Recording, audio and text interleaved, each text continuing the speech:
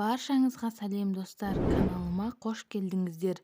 Жүктіліктің алғашқы белгілері туралы айтатын боламын. Ең алғашқы белгісі етеккірдің келмеуі. Етеккірдің 1-2 күнге бөгелуі жүктілік тестін жасау керектігінің алғашқы белгісі бола алады. Омыраудың ісініп ұшының қараюы.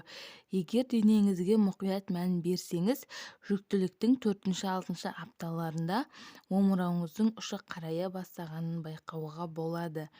Іштің төменгі жағының ауруы.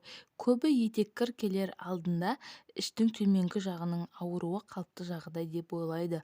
Алайда жүктілікті жоспарлап жүрген болашақ аналар жүктіліктің алғашқы белгілері туралы айтқанда бірінші кезекте дәл осы белгіні атайды.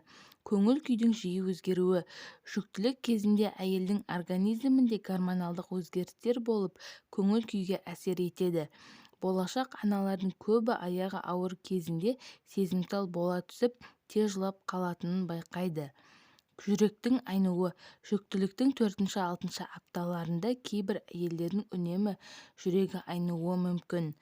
Ұйқышылдық пен шаршау. Егер түнде ғана емес, күндіз де ұйқыңыз келе беретінін сезінсеңіз, ойлана бастағаныңыз жөн. Егер осы белгілерден кейін етеккіріңіз уақытында келмесе, дәріханада жүктілікті анықтау тестін алғаныңыз дұрыс. Кіші дәреттің жиілеуі. Жүктіліктің алғашқы апталарында жатыр үлкейе бастап, қуықтың артқы жағын тітіркендіреді. Соның салдарынан кіші дәрет те жиілейді. Бас айналуы.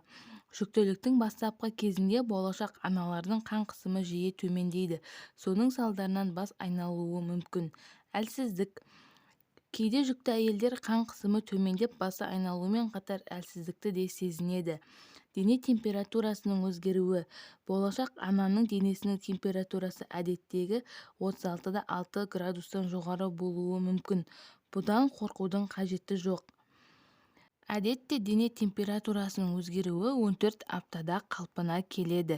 Егер бойыңыздан жоғарыда аталған белгілердің бірін немесе бірнешеуін байқасаңыз, жүктілік анықтау тестін сатып алғаныңыз дұрыс. Егер ол оң нәтиже көрсетсе, құттықтаймын, сіз жүктісіз. Достар, видео пайдалы болса, каналыма тіркелуді ұмытпаңыздар. Алда бұдан да қызықты видеолар болады.